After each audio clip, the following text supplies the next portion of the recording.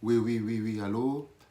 Heureux l'homme qui ne marche pas selon les conseils des méchants, qui ne s'arrête pas sur la voie des pécheurs, qui ne s'assied pas en compagnie des moqueurs, mais qui trouve son plaisir dans la loi de l'Éternel et qui la médite jour et nuit.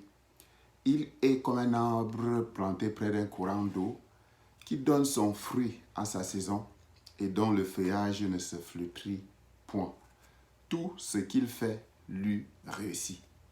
Tout ce qu'il fait lui réussit. Gloire et louange au Seigneur. Je suis l'évangéliste Innocent. Alors, je viens dans cette vidéo t'apporter un message très important. Les 7 piliers de la réussite. Les 7 piliers du succès.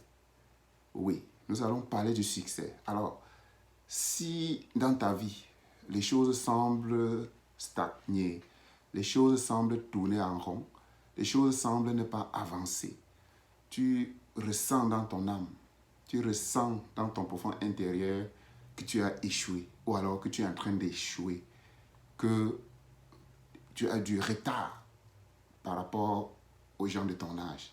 Il y a plein d'échecs dans ta vie, sur le plan scolaire, sur le plan social, sur le plan financier et même sur le plan spirituel. Alors, tu es bienvenu à une plateforme, à un enseignement qui pourra, n'est-ce pas, te ramener au centre de la volonté parfaite de Dieu, selon laquelle il veut que tous les hommes réussissent.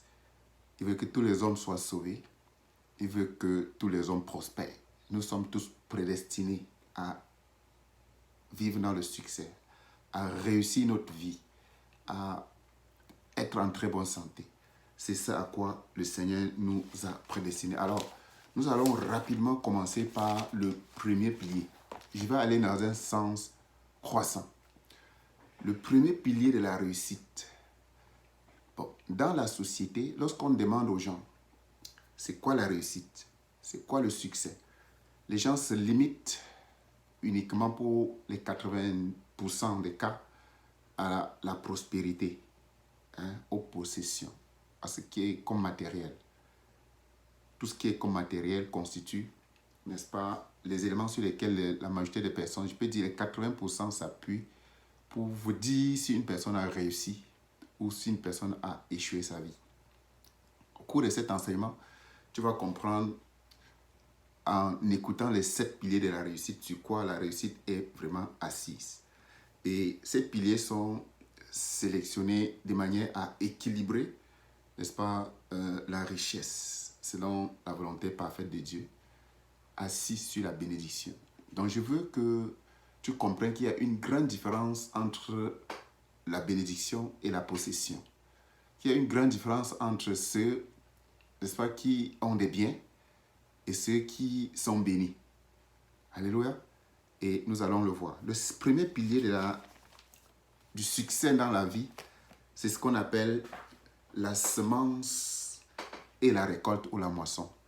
En d'autres termes, le travail et le salaire. Le travail et la récompense, la semence et la récolte ou la moisson. Alors, pour réussir sa vie, il faut aimer le travail. Pour récolter les arachides, il faut labourer la terre, faire la semence, sacler, n'est-ce pas, entretenir afin d'expirer la récolte. Et attendre même encore la bénédiction de Dieu pour qu'il pleuve. Parce que là, c'est la pluie qui fait germer la graine que tu as mis dans le sol. Donc, le travail pour réussir est un facteur incontournable.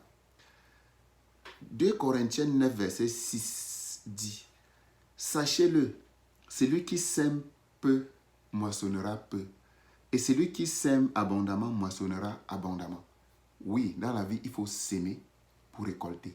Et il faut s'aimer en abondance si on veut récolter en abondance. Travailler pour réussir est un facteur indispensable voulu par l'Éternel. Il avait d'ailleurs dit dans le jardin, depuis le jardin d'Éden, il avait dit dans le livre de la Genèse à Adam que l'homme mangera son pain à la sueur de son front. C'est Genèse 3, verset 19. L'homme mangera son pain à la sueur de son front. Donc, on ne peut pas posséder sans qu'on n'a pas travaillé. C'est que ça va être d'une source qui n'est pas correcte. Ça ne peut, ce genre de bénédiction ne peut pas, ce genre de richesse ne peut pas nous bénir.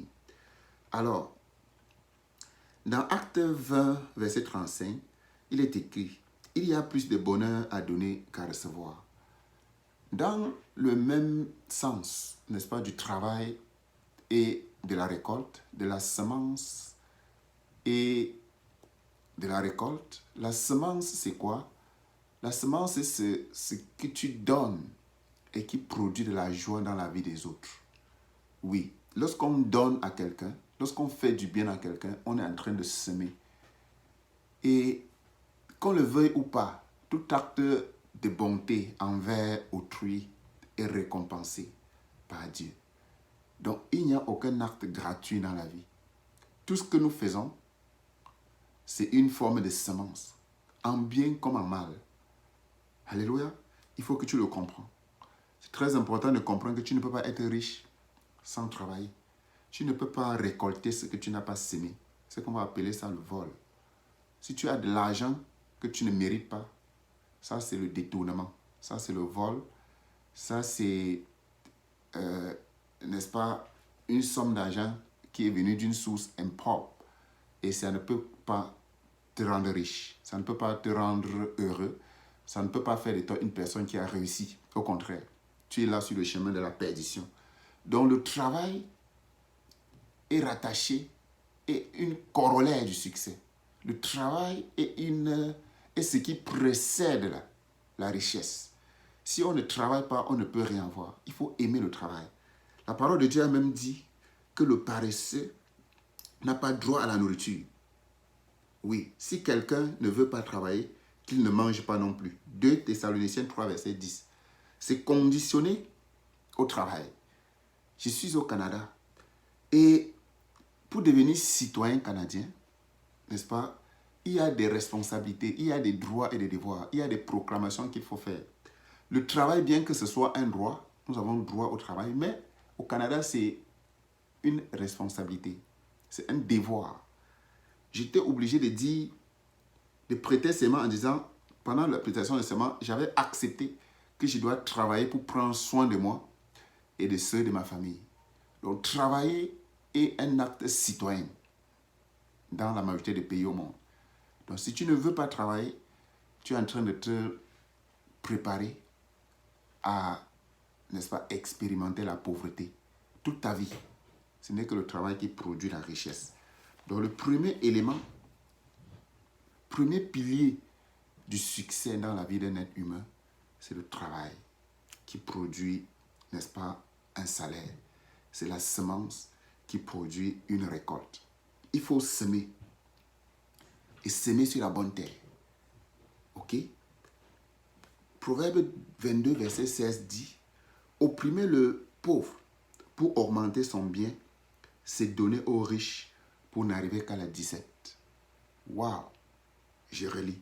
Proverbe 22, verset 16. « Opprimer le pauvre pour augmenter, n'est-ce pas, son bien, c'est donner aux pauvres pour n'arriver qu'à la richesse. » C'est-à-dire quoi? Si tu prends l'argent du pauvre, tu es en train de t'appauvrir. Et si tu donnes l'argent à un riche, tu es aussi en train de t'appauvrir. C'est quoi l'effet inverse? Si tu donnes l'argent à un pauvre, tu es en train de t'enrichir. Donner l'argent aux pauvres. C'est-à-dire, en principe, nous devons être capables de savoir à qui nous devons donner l'argent et de qui nous pouvons prendre l'argent. Chaque acte qui conduit à la richesse, c'est un acte de don, d'amour. Donner, c'est une semence. Recevoir n'est pas une semence. Quand on reçoit, on enrichit la personne qui nous donne. Ok? Donc, si tu es quelqu'un qui reçoit beaucoup et que tu es pauvre, c'est tout à fait normal. Ça, c'est la loi de la richesse. C'est le premier pilier de la richesse. C'est-à-dire, reçois, tu t'appauvriras, donne et tu t'enrichiras. Alors, à partir de maintenant, comprends que non seulement tu dois travailler, mais tu dois pouvoir donner. Et donner à qui? À celui qui a moins que toi. Ne donne pas à celui qui a plus que toi. Parce que cette loi, c'est une loi d'équilibre de la richesse. Celui qui a donne à celui qui n'a pas. Et vice-versa. Comme tout le monde a toujours un peu plus que l'autre, et tout le monde a toujours un peu moins que l'autre, tout le monde devait être en train de donner et de recevoir un peu. Mais il faut te classer parmi ceux qui donnent le plus. Plus tu donnes, plus tu seras riche, plus tu seras béni. Ça, c'est le premier pilier. On ne peut pas contourner cela si on veut être riche. Si on veut avoir le bonheur dans sa vie, c'est quasi impossible d'être riche sans aimer le travail, sans aimer la semence. Donc, inscris dans ton esprit que tu dois travailler dur, travailler abondamment, semer abondamment et tu moissonneras aussi abondamment. Rendez justice aux faibles et à l'orphelin. Faites droit aux malheureux et aux pauvres. Donc, le Seigneur nous a recommandé d'aider les nécessités, d'aider les indigents, d'aider tous ceux-là qui sont pauvres. Ok? C'est ça qui constitue la base de la richesse. Alors, le deuxième pilier du succès, c'est la pratique de l'intégrité et de l'honnêteté. En plus de travailler, il faut que tu intègres dans ta vie de chaque jour, dans tes actions de chaque jour, dans ton travail, l'intégrité et l'honnêteté. C'est quoi la différence entre l'intégrité et l'honnêteté? On est honnête pour les hommes. Lorsque je ne peux pas soupçonner quelqu'un de quoi que ce soit, je ne l'ai jamais vu voler, commettre un acte de malhonnêteté, je vais dire que cette personne, mon témoignage en vie de cette personne est que cette personne est honnête. Donc, je me présente devant beaucoup de personnes comme des personnes honnêtes, mais ça, c'est la vue de l'homme. Maintenant, on est honnête en public devant les hommes, mais on est aussi honnête en privé devant Dieu. C'est ça l'intégrité. L'intégrité, c'est d'être honnête devant les hommes et honnête devant Dieu. Donc, on peut être honnête sans être intègre. Mais par contre, quand on est intègre, on est honnête d'office. Parce que l'intégrité est validée par le Créateur. Il connaît toutes choses. Donc, si tu es honnête, c'est déjà bon. Mais le Seigneur aimerait que tu sois intègre. La Bible dit, celui qui marche dans l'intégrité marche dans l'assurance. Proverbe 10, verset 9. Celui qui marche dans l'intégrité marche dans l'assurance. Marcher dans l'intégrité, c'est marcher vers la richesse. C'est marcher vers le succès. Une personne riche a de l'assurance. Lorsque ta conscience ne te reproche de rien, tu es en train de prendre de la force spirituelle. Et c'est de la force de la vérité, de l'intégrité qui ne peut conduire qu'à la richesse. Deuxième pilier de la richesse, c'est vraiment l'intégrité, la pratique de l'intégrité. La pratique constante de l'intégrité. Sois honnête envers les hommes. Sois honnête en privé. Sois honnête dans le public. Que le témoignage qu'on ait de toi montre que tu es un homme honnête. Et que le témoignage que Dieu, qui voit toutes choses, a de toi, c'est que tu es un homme intègre. Ok? Ça, c'est le deuxième pilier. On ne peut pas être riche en violant cette loi. Pour être riche, pour avoir du succès, pour avoir du bonheur, il faut que tu sois intègre dans ta pratique de chaque jour, dans ton travail, dans tes relations avec les êtres humains. Tu dois être honnête, tu dois être intègre. Tu ne dois pas voler, tu ne dois pas dire des choses que tu ne connais pas. Tu ne dois pas faire des choses qui vont faire du tort à quelqu'un. Alors, le troisième pilier très important du succès ou de la réussite, c'est la pratique de l'obéissance. Alléluia. Nous devons être obéissants. Pour être riches, nous devons être obéissants. Il y a un exemple palpable dans la Bible, voire même deux. Je vais rapidement lire 1 Samuel 15, verset 22. Samuel dit, « L'Éternel trouve-t-il plaisir dans les holocaustes et les sacrifices comme dans l'obéissance à la voix de l'Éternel? Voici, l'obéissance vaut mieux que les sacrifices et l'observation de sa parole vaut mieux que la graisse des brebis. » Alors, ça c'est l'histoire du roi Saül. C'était le roi de Dieu. Un roi dont le Seigneur avait donné une mission, d'aller dans la ville d'Amalek, où régnait Agag. C'était le roi de cette ville. Le Seigneur lui a demandé d'aller détruire cette ville, tuant les hommes, les femmes, les enfants, et de ne rien toucher en ce qui concerne les possessions. Mais le roi Saül n'a pas été capable d'obéir à cette simple instruction de Dieu. il est allé d'abord négocier avec le roi, il n'a pas tué le roi. Il a pris les biens. Il est venu voulant faire des sacrifices à Dieu avec le fruit, n'est-ce pas, de la désobéissance. C'est pour ça que le Seigneur lui avait parlé ceci. Et juste après ça, le Seigneur l'a destitué. Saül qui était grand, fort, avec l'autorité, la richesse et tout, le Seigneur l'a destitué. Lorsque tu ne peux pas respecter les instructions du Seigneur, tu ne seras jamais riche. Tu vas être pauvre. Le Seigneur va enlever même le peu que tu as. L'obéissance vaut mieux que la richesse. Troisième pilier de la richesse, c'est l'obéissance. Est-ce que tu sais être obéissant aux autorités, obéissant à la loi divine? Un autre exemple, aussi triste dans la Bible, c'est l'exemple du roi Salomon.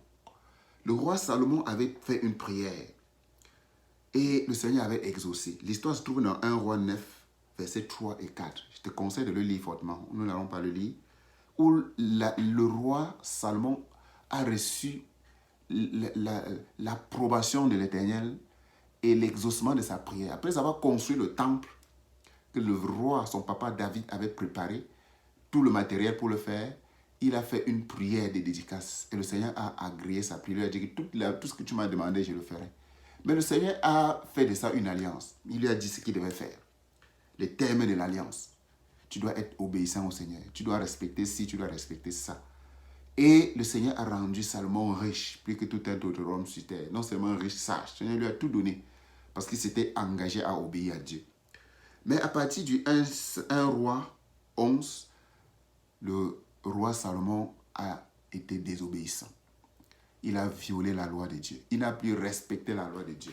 Le Seigneur l'a destitué de toute sa richesse. Et il a commencé à aimer les dieux et les femmes étrangers. Waouh, c'était le début de sa déchéance. Le roi Salomon, je ne peux pas vous témoigner qu'il est sauvé aujourd'hui. Il est sorti par la mauvaise porte. Son histoire dans la Bible n'est pas une histoire joyeuse. Elle commence très bien, mais finit très mal. Or, la parole de Dieu nous dit, mieux vaut la fin d'une chose que son commencement. Mieux vaut mal commencer et bien terminer. Ou alors bien commencer et bien terminer que de mal terminer, quelle que soit la manière par laquelle on commence. Le roi Salomon est un exemple triste, mais réel. Est-ce que tu désobéis? C'est que tu es en train de t'inscrire dans la liste de ceux-là qui ne peuvent pas être riches, de ceux-là qui ne peuvent pas réussir, de ceux-là qui ne peuvent pas avoir du succès dans leur vie. Ils ne peuvent pas expérimenter ce que le Seigneur garde à ses enfants. Très important, ça c'était le troisième pilier de la justice, du succès, de la richesse et du bonheur. Le quatrième pilier du succès dans la vie de tout être humain, c'est la justice et l'équité. La justice et l'équité. Est-ce que tu sais pratiquer la justice autour de toi? Somme 89, verset 14 dit, la justice et l'équité sont la base du trône de Dieu. Dieu est tellement riche. L'or et l'argent appartiennent à Dieu. Tout le monde entier appartient à Dieu parce que son esprit et tout son royaume est posé sur la justice et l'équité. La justice et l'équité. Il faut respecter, il faut appliquer la justice divine et la justice dans les lois de la société. Toute société qui n'est pas basée sur l'équité et la justice doit être déçue, doit sombrer dans la pauvreté. Alors, je vais rapidement faire une petite comparaison entre les pays riches et les pays pauvres. Entre les pays émergents, les pays industrialisés et les pays pauvres, parfois très endettés, qui vivent que des dettes. Alors, je vais prendre l'exemple du Canada que je connais mieux. Dans ce pays, lorsqu'on arrive, ce qui dirige le pays, ce n'est pas les hommes, c'est la loi. La loi, elle est forte. Tout le monde est soumis à la loi. Personne n'est au-dessus. C'est la loi qui dirige. Le premier ministre qui dirige le Canada est soumis à la loi autant que moi. S'il fait une faute, il sera pénalisé autant que moi. Dieu aime ça. Dieu aime la justice. Son trône est assis sur la justice et l'équité. Et dans ce pays, on protège le malheureux. On protège le pauvre. Il y a une équité dans la distribution de la richesse.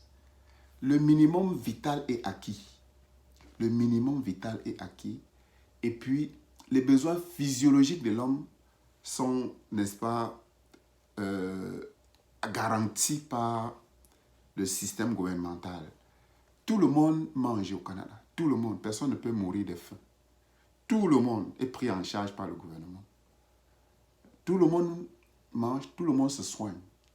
Qu'on ait l'argent ou pas, le gouvernement garantit la santé à toute la population. Ça, c'est la justice. Ça, c'est l'équité. Tout le monde doit être instruit, doit aller à l'école, avoir au moins un minimum. Ce qu'on appelle ici le secondaire 5, qui est synonyme de bac. Tout le monde doit avoir au moins ça. Et l'État veille à ce que ce soit ainsi. Ça, c'est un pays qui a les bras ouverts vers les réfugiés. Quand une personne atterrit au Canada et dit que je suis réfugié, si tu as des preuves que tu es menacé des morts dans ton pays, que tu es menacé des souffrances, de ceci dans ton pays, le même jour on t'accueille, on t'apporte de l'aide financière des derniers recours pour vivre. On te protège, te donne un abri, on prend soin de toi. Ça, c'est s'occuper des faibles, des démunis. Ils prennent soin de l'orphelin et de la veuve, des indigents. Ça, c'est la pratique de la justice. C'est pour ça que le pays est en paix, le pays prospère, le pays est développé. OK? Contrairement à d'autres pays en Afrique, je vais encore citer par exemple l'exemple du Cameroun, mon pays d'origine. Alléluia. Lorsqu'on regarde comment le système de gouvernance gère les individus, si tu es malade au Cameroun, ça te regarde. Si tu ne vas pas à l'école au Cameroun, ça te regarde. Si tu n'as pas mangé, ça te regarde. Ce n'est pas le problème du gouvernement. Le gouvernement n'a aucune mesure pour vérifier qui est qui. Au contraire, c'est le pauvre qu'on exploite. Nous avons vu là tantôt qui prend l'argent du pauvre, qu'on arrive à la malédiction. C'est les pauvres qu'on exploite au Cameroun. Ceux qui sont riches deviennent de plus en plus riches. Ils sont forts. De manière à presque 90% des cas. Il y a plus de personnes qui dominent. Ce n'est pas la loi qui gouverne, ce sont les hommes. Les hommes sont plus forts que la loi. Les hommes sont au-dessus de la loi. Il y a les hommes que la loi ne peut pas toucher. Et il y a des innocents qu'on peut condamner sans les juger. Ça, c'est le système injuste. Ça ne peut qu'attirer le malheur. Ça ne peut qu'attirer la souffrance. Ça ne peut qu'attirer la souffrance. La justice élève une nation, mais le péché est la honte des peuples. Oui, ça c'est Proverbe 14, verset 34. Toute nation élevée, c'est une nation qui est posée sur la justice. Quand on regarde les deux pays, le Cameroun et le Canada, les hommes sont identiques. Il y a des hommes honnêtes, il y a des hommes méchants, il y a des gens qui vivent dans le péché, il y a tout type de péchés qui sont pratiqués de part et d'autre. Tout ce qui fait la différence, c'est le système de gouvernance. Ce sont les autorités, est-ce qu'ils craignent Dieu dans leur prise de décision ou pas? Non, ce n'est même pas la crainte de Dieu vraiment, c'est beaucoup plus la protection du faible. C'est ça la justice. Est-ce que la justice est équitablement rendue? Il y a plein de décisions ici qui ne sont pas dans la volonté parfaite de Dieu. Mais Dieu tolère ça. Mais Dieu ne tolère pas, n'est-ce pas, lorsqu'on opprime le pauvre. Dieu ne tolère pas lorsqu'on prend aux pauvres pour donner aux riches. Non, ça ne peut pas arriver. Je vous ai dit, un pilier important de la richesse, n'est-ce pas, du succès, de la paix, du bonheur, c'est la pratique de la justice et de l'équité. Un exemple dans la Bible. Ne touchez pas à mes oins et faites pas de mal à mes prophètes. Le roi David était en vue, n'est-ce pas, avait la possibilité de tuer son ennemi qui était le roi Saül. Mais il ne l'a pas fait. Il a respecté la justice, la parole de Dieu. Il a dit qu'on ne touche pas à l'oint de Dieu. Il ne l'a pas fait. Dieu l'a élevé. Lorsque tu pratiques la justice, Dieu t'élève. Lorsqu'un pays pratique la justice minimalement, Dieu va élever ce pays. Dieu va fermer les yeux sur les autres pratiques iniques. Mais lorsque la base du pays, du système de gestion est assis sur la justice et l'équité, le Seigneur agit favorablement pour ce pays, pour cette personne. Voyez-vous, nous sommes des citoyens canadiens. Et lorsqu'on arrive ici, le gouvernement prend soin de nous. Lorsqu'on paye l'impôt, n'est-ce pas, il y a des banques alimentaires dans plusieurs villes. Les banques alimentaires, c'est pour apporter la nourriture à ceux qui n'en ont pas assez. Et lorsque dans ces banques alimentaires, il y a un système de justice qui est pratiqué pour la majorité des cas. Vous partez là-bas avec votre avis de cotisation. C'est un document qui prouve et qui démontre combien tu as eu comme revenu. C'est quoi ton salaire? Combien tu as gagné toute l'année? Si on voit qu'en fonction du nombre de personnes que tu as dans ta maison versus ce que tu reçois comme argent, le gouvernement classe les gens en fonction des familles pauvres, familles très pauvres. Et c'est ces personnes qui ont droit à la nourriture. Donc même la distribution de cette nourriture est assise sur la justice et l'équité. Et il y a des banques alimentaires pour ça. Il y a le système de santé. Le système de santé donne l'assurance santé gratuite, presque gratuite à tous ceux qui n'ont pas de travail, tous ceux qui ne vivent pas, tous ceux qui ne travaillent pas. Le gouvernement leur donne l'assurance, un minimum pour vivre en cherchant à trouver le travail plus tard. Donc le système est assis sur une redistribution plus ou moins équitable de la richesse, afin que l'homme ait une petite, n'est-ce pas, un moyen minimal, un moyen minimum pour continuer à vivre. Et ces pays sont élevés par le Seigneur. Ces pays sont élevés par le Seigneur, ça se voit à vue d'œil. Donc, un pilier important de la richesse, c'est la pratique de la justice et de l'équité. Le trône de l'Éternel, les bases du trône de l'Éternel, c'est la justice et l'équité. Et si ta vie n'est pas assise sur la justice et l'équité, tu as faibli sur un pilier important du succès, du bonheur dans la vie. C'est incontestable. Alors, nous allons évoluer vers le 5e point, le 5e pilier. Le 5e, le 6e et le 7e pilier sont basés sur l'amour. Nous allons aller progressivement. On va commencer par le plus important, l'amour du Créateur. Luc 10, verset 27 dit, Jésus répondit, tu aimeras le Seigneur ton Dieu de tout ton cœur, de toute ton âme, de toutes tes forces, de toutes tes pensées, et tu aimeras ton prochain comme toi-même. Gloire et louange au Seigneur. Dans ce texte, nous voyons 3 types d'amour. Aimer Dieu, aimer son prochain et aimer soi-même. Waouh! Ça, c'est les 3 piliers les plus importants de la réussite dans la vie d'un être humain. C'est quoi aimer Dieu? L'amour de Dieu, c'est la haine du mal. L'amour de Dieu, c'est de reconnaître que le ciel et la terre ont été créés par Dieu. C'est de reconnaître que nous appartenons au Créateur. Il faut reconnaître cela. Et que le monde, n'est-ce pas, est entre les mains du Créateur. Il faut aimer Dieu. Et comment aimer Dieu? On aime Dieu en le déclarant.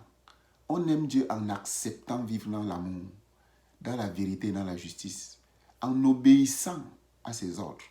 Nous avons parlé tout à l'heure de l'obéissance. Nous avons parlé de l'intégrité. Nous avons parlé de la pratique de la justice. Ça, ce sont des caractéristiques de ceux qui aiment Dieu. Ça veut dire que les 3 piliers que nous allons développer à la fin, c'est là même où est posé, n'est-ce pas, les clés de la réussite.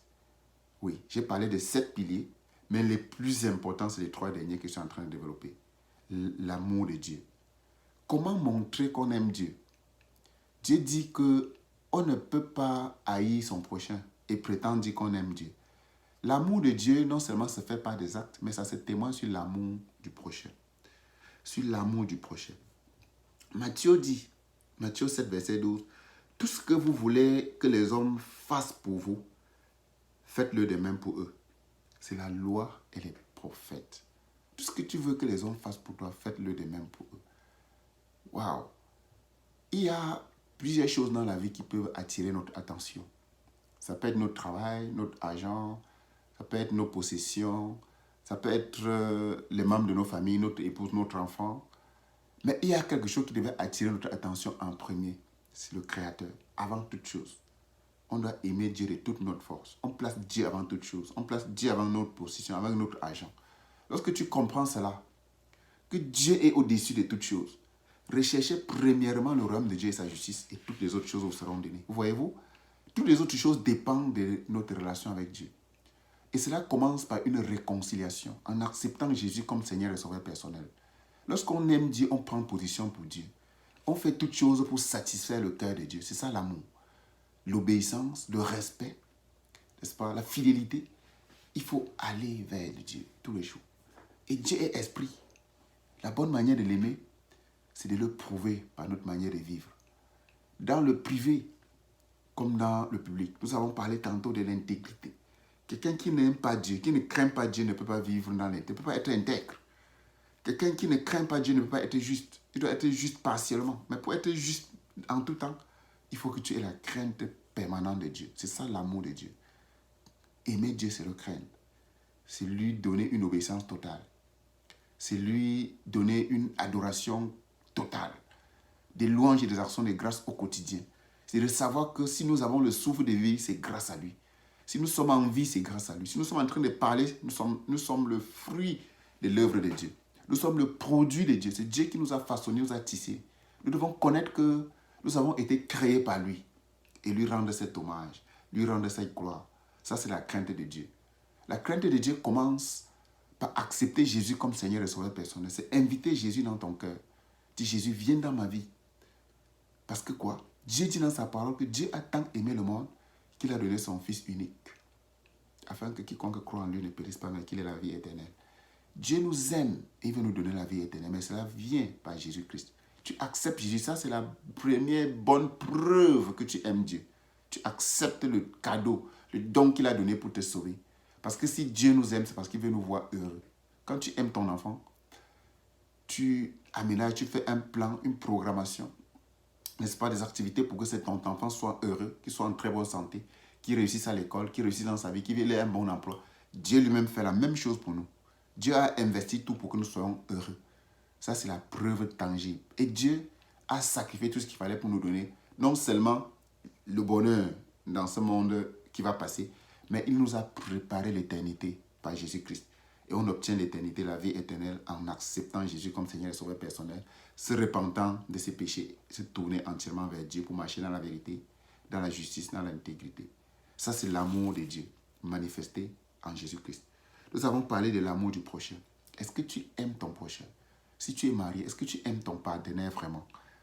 Fais pour lui ce que tu voulais qu'il fasse pour toi. Est-ce que tu aimes tes parents? Est-ce que tu aimes tes enfants? Est-ce que tu aimes tes frères? Est-ce que tu aimes tes voisins? Est-ce que tu aimes les gens qui sont autour de toi?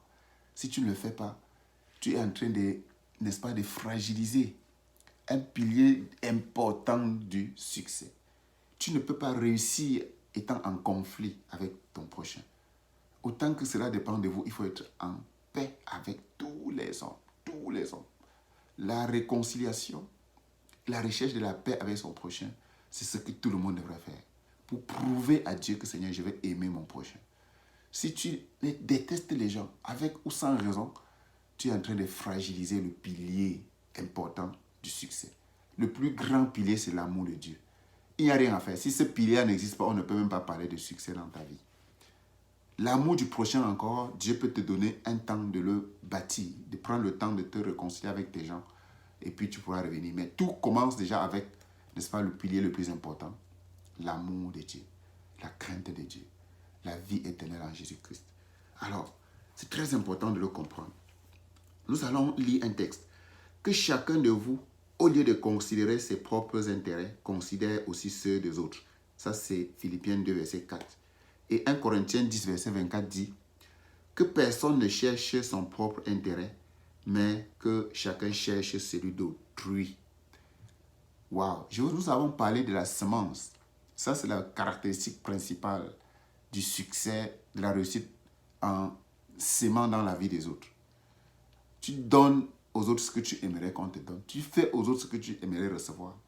Vous voyez que le succès et la réussite tournent autour des mêmes thèmes. Les piliers que je faisais en donner sont des piliers importants à retenir et à chercher à le vivre. Nous allons prendre cet amour du prochain par une illustration dans la Bible.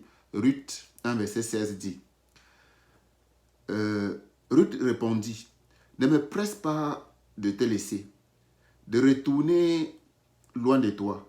Où tu viens, j'irai. Où tu demeures, je demeurerai. Ton peuple sera mon peuple et ton Dieu sera mon Dieu. Pour faire court, ça c'est une histoire tirée du livre. C'est un verset tiré du livre de Ruth. Ruth, il y avait un certain monsieur appelé Elimelech qui avait épousé une dame qui s'appelait Naomi. Ils avaient 2 enfants, n'est-ce pas, Machlon et Kiljon. Et ces 2 enfants ont épousé 2 dames, Ruth et Orpa. Alors, ce monsieur s'est déplacé à cause de la misère de la famille qui était en Israël. Il s'est retrouvé en territoire étranger. Et arrivé là-bas, il est décédé. 10 ans après, ses 2 enfants sont décédés. Alors, 6 personnes sont allées en exil. 3 sont décédés. Curieusement, ce n'est que les hommes qui étaient décédés. Il restait 3 femmes, la veuve, avec 3 veuves. Les 3 maris étaient décédés, c'est-à-dire le père et 2 enfants. Et la mère et 2 belles-filles étaient restées. Mais la Naomi, qui était éprouvée triplement, a demandé à ses belles-filles de quitter, d'aller pour qu'elles retournent chez elles vraiment. Elle ne sait pas ce que les belles-filles peuvent encore lui donner. Mais Orpa, à partir de la déclaration de Naomi, est partie. Mais Ruth est restée faire une déclaration d'amour du prochain. Une déclaration d'amour pour protéger le prochain. Qu'est-ce qui est important dans ce texte? C'est que Ruth n'avait perdu que son mari. Mais Naomi avait perdu et son mari et ses 2 fils. Donc elle était triplement indignée. Elle était triplement affligée. Elle était triplement attristée. Elle était au bord de la dépression. Et puis, Ruth avait un peu plus de force qu'elle. Ruth n'a pas voulu la laisser dans cet état. Waouh! Ruth a fait cette déclaration pour protéger cette veuve en détresse. Pour protéger cette dame qui était au bord de l'éclosion. Au bord, n'est-ce pas, de se suicider. Ruth l'a accompagnée et elle a accepté. Est-ce que vous savez ce qui est devenu à Ruth? Sur cette déclaration, Dieu a élevé Ruth. Elle est partie à rencontrer un certain monsieur qui s'appelait Boaz. Et c'était l'homme le plus célèbre, l'homme le plus riche, le plus intègre en plus, un homme de bonne valeur, qui est devenu, n'est-ce pas, son mari. Ils ont donné naissance à Obed. Obed qui est le papa de Isaïe. Isaïe est le père de David. Donc Ruth a créé pas son engagement à aimer le prochain, n'est-ce pas, une place dans l'histoire qu'on ne va jamais oublier. C'est une histoire grande.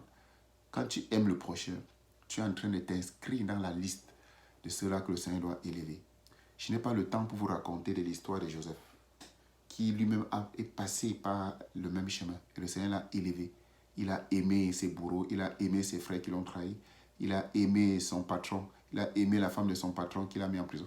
Lui n'était qu'un homme rempli d'un cœur plein de joie pour les hommes. Il a prouvé son amour à Dieu à travers l'amour pour le prochain. Donc, ça, c'est l'amour du prochain qui est déterminant. L'amour du prochain. Ça, c'est l'avant-dernier pilier. Le premier pilier, c'était l'amour de Dieu.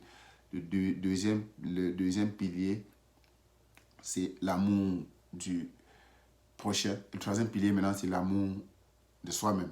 Je ne vais pas mettre trop de temps là parce que c'est aussi simple, c'est juste pratique. S'aimer soi-même, c'est se prendre en charge, c'est se protéger, c'est de ne pas abuser quoi que ce soit. Il faut être modeste. Le Seigneur nous appelle à être sobre en toutes choses, de faire preuve de modestie en chaque chose. Donc, il ne faut pas consommer tout ce qui va détruire ton corps. Nous avons la responsabilité de protéger ce corps physique. Nous avons la responsabilité de prendre soin de nous, de bien manger, de bien nous soigner, de bien nous équiper. L'hygiène corporelle, l'hygiène sanitaire, l'hygiène bucco-dentaire. Nous avons toutes ces responsabilités de protéger cette tente qui porte de l'Esprit de Dieu en nous. Donc ça, c'est l'autre pilier de la richesse. On ne peut pas être riche en se négligeant. Parce que la maladie nous attaque. Nous ne pouvons pas être en même temps riches et malades. Non, la richesse, n'est-ce pas, éloigne toute maladie. Les richesses éloignent, n'est-ce pas, toute souffrance, toute douleur. La bénédiction qui vient de l'Éternel ne fait suivre d'aucun chagrin. Donc, c'est quoi les piliers de la réussite? Nous avons dit, le premier pilier, c'est la semence. C'est le travail dur. Il faut travailler dur pour réussir. Il faut travailler pour réussir. Il faut semer à tout vent. Il faut comprendre qu'on ne peut pas réussir sans travailler. On ne peut pas obtenir ce qu'on ne mérite pas. On doit travailler dans notre vie. Le deuxième pilier, c'est le sixième pilier, je vais dans le sens décroissant maintenant, c'est l'intégrité, et l'honnêteté. Nous avons bien dit ce que c'était l'intégrité et l'honnêteté. On avait défini la différence entre ces deux termes. Le cinquième pilier, c'est la pratique de l'obéissance. Va dans le sens décroissant. Nous avons dit comment obéir à Dieu, obéir aux instructions divines, obéir aux lois de la société importantes.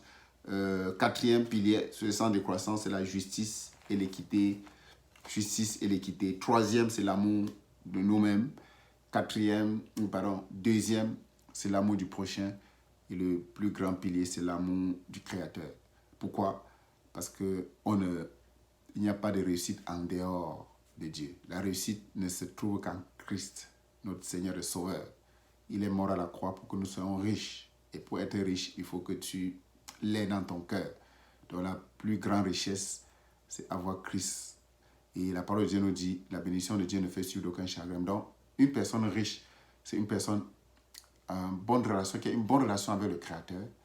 Donc, la conscience ne juge de rien. Et une personne riche, c'est une personne qui est réconciliée avec son prochain, qui est en harmonie avec les autres. Il ne doit pas de l'argent aux autres, il n'abuse personne.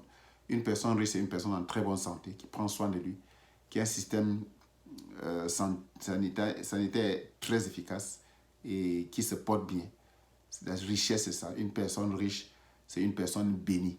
C'est une personne dont tout ce qu'il a comme richesse est, n'est-ce pas, perçu sous forme de bénédiction.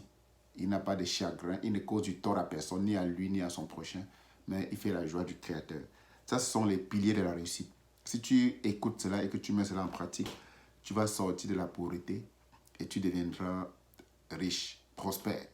Alors, heureux l'homme qui ne marche pas selon les conseils du méchant, qui ne s'arrête pas sur la voie des pécheurs, qui ne s'assied pas en compagnie des moqueurs, mais qui trouve son plaisir dans la loi de l'Éternel et qui la médite jour et nuit et qui donne son fruit en sa saison.